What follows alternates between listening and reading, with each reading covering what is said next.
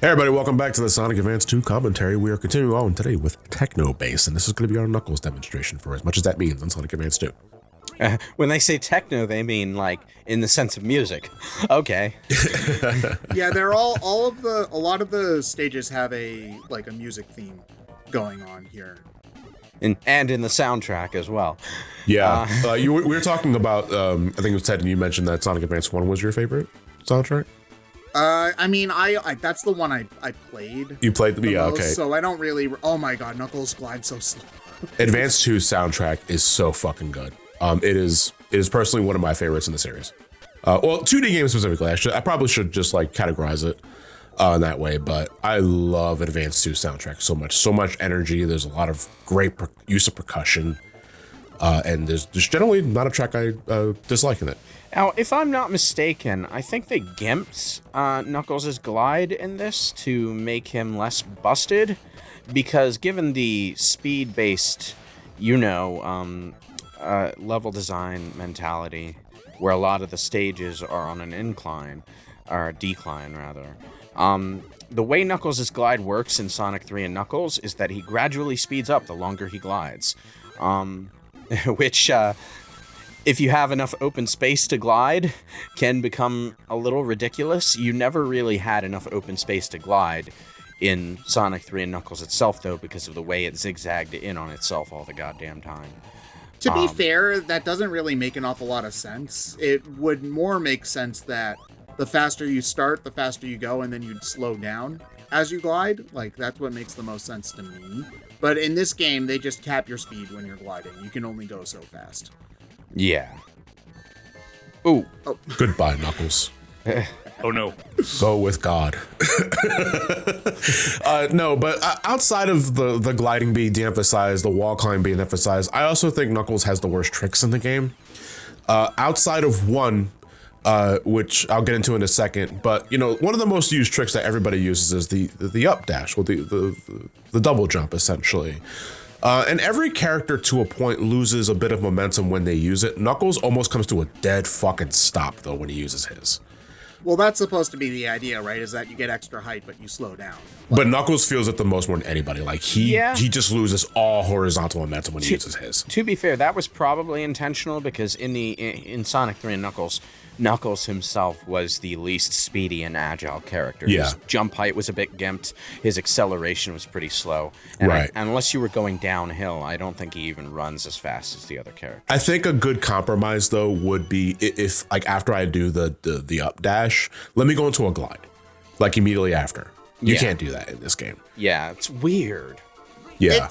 It's interesting because Knuckles is supposed to be the strong character, and there's just not a lot of instances where you make Knuckles feel strong in any of these games. Like in the 2D games, like it's not like there's attacks, everybody kills everything in one hit.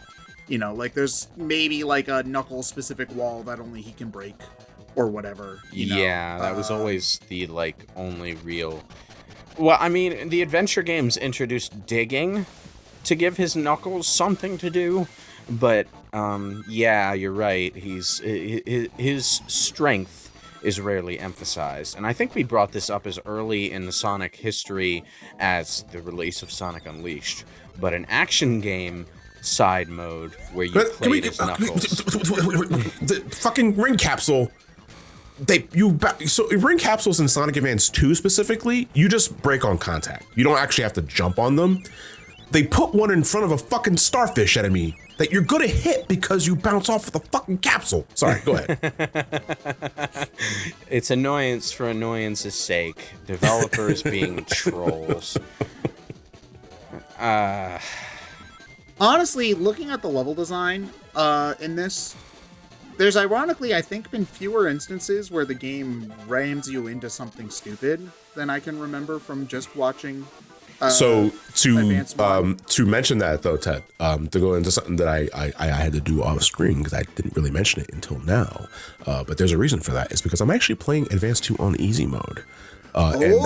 Baby easy mode, John alert. So okay. easy mode in Sonic Advance 2, I think this applies to all three games. Easy mode in the advanced games reduces the amount of enemies on screen, which in the advanced games, Dimps, I guess. I would like less awkwardly placed enemies on the screen. It also reduces the number of boss hits. In advanced games, it reduces them from 8 to 6. Unlike Rush, which I think was from 8 to 4. Yeah, I mean, the bosses in Rush, though, suck, so... Yeah, yeah, true enough, yeah. But for Advance 2, I decided for commentary purposes, I'm going to play it on easy mode because I really don't want most of my playthrough to just John ran into another enemy again. The bosses in terms of like the strategies, though, I think remain unchanged. They just take less hits. Yeah, so it's not really... It's not really a baby easy mode, it's more like... Hey, we included a mode in the game that is less troll bullshit, but now you can actually, like, we called it easy mode because we want you to slam into enemies all the time, I guess. and studies have shown that gamers do not select easy mode on their first playthrough of a game. We want you to have the most negative impression of Sonic Advance 2 possible. So. Yeah, I mean, I say baby easy mode, but like honestly, easy mode looks like the way to play the game. Maybe I would agree. Maybe they took notes from the localization team of Fire Emblem Radiant Dawn and did the opposite. Well, I mean, Radiant Dawn has its hard mode marked as normal, right? Yeah. But what you really want to do is play on easy mode, because it's the normal mode in Japan. It is interesting, though, that if you give players an easy mode, they will generally not take it. It's funny that way, actually. It's like, no, Do you think that's because of the stigma? Yeah, I think so. Well, it's not just stigma. It's also because games for decades and decades have been designed to like treat easy mode as an optional practice run for the real event. Like if you play Vector Man on easy mode, the game ends partway through. If you a lot of games in the 16-bit era did that. Yeah, and if you play like Castlevania: The Adventure Rebirth, you don't on easy mode, you don't get the true final boss. Stuff like that. And like it's an understandable design. It's an understandable design mentality because a lot of these games were meant to be played multiple times, so the expectation was you would cut your teeth on easy mode and then play the real mode later once you were good at the game. It wasn't so much baby easy mode, you shouldn't select this kind of thing. But being gamers and being snobs, we turned it into that ourselves. All right, can we talk about something real quick, just tangentially related to what Lewis just said, because I don't understand what the fuck that means. What the fuck does cut your teeth mean? So like when you're literally a baby and your teeth are coming in, you're chewing on something to cut your teeth. Like get used to having teeth and make grinding them down in a way. Grinding them sort of, down. and also like wearing on your gums so that your teeth can come in more easily. Okay. Yeah, it's like those little like gummy rings or like the chewing toys that literal babies use. Yes. Okay. All right. Thank you. Or if you're an older person from Europe, you slather literal alcohol on the baby's gums. That's not a joke. It's, I'm not necessarily like totally against the design element of making the easy mode a sort of tutorial for the normal mode either. But it's just that like gamers who are experienced with playing games generally assume going into a game that they won't need that anymore. So they'll select normal mode by default. And it certainly doesn't help that later, more hardcore-oriented games like Devil May Cry treated easy mode as something of a mocking tease. You lost to Phantom a few too many times, so now you've unlocked easy automatic mode, and the game will play itself for you. There's also this is mostly a thing for me is that there's also the assumption that the normal mode, quotation marks, is the default mode. It's the mode that they balanced for and the one that they expect you to play. Well, yeah, and that often, but that's more often the case in like RPGs where the way they do difficulty scaling between modes is just arbitrary number changes, I would argue in DMC's case, it's less. I don't know, because I feel like the game saying easy mode is unlocked is less the game developer saying, meaning that in a mocking way, because that's something that's perceived as something that's fans will take away as being mocked.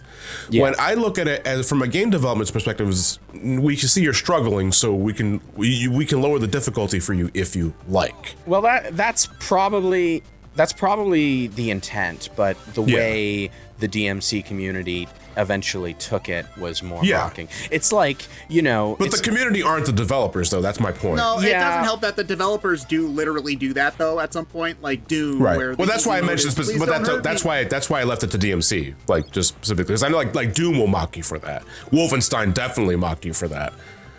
But it's a compounded aspect of Devil May Cry's design that you're encouraged to be stylish and deliberately penalized in rankings for doing things that make the game easier. Like using all the items that you find throughout the game is itself something that lowers your ranking, which is why they eventually just stopped including items at all by the time DMC5 happened, because no one fucking uses them, because the games discourage their use. That's something Bayonetta did too that I hated, is just that, like, I don't like when a game feels like it's making fun of me, and when I'm playing your hard-ass game for the first time and getting hit a lot, and when the game's like, haha, you suck, fuck you. Motherfucker, I already spent $60 on this.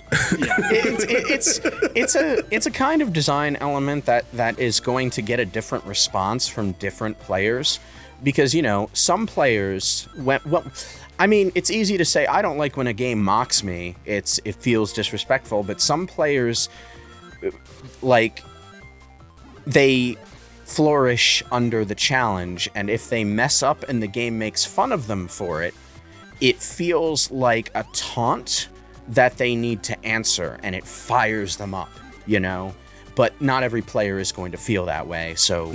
No, I typically run into more people use that as a means of feeling superior to other players because they play on a harder difficulty, or because they don't have to resort to an easy mode, and those are the folks I personally can't fucking stand. Well, yeah, you're going to get there's a lot of crossover between people who get fired up by taunting and people who taunt others. Unfortunately, it's not like a 1-to-1 demographic overlap, but it's more than half.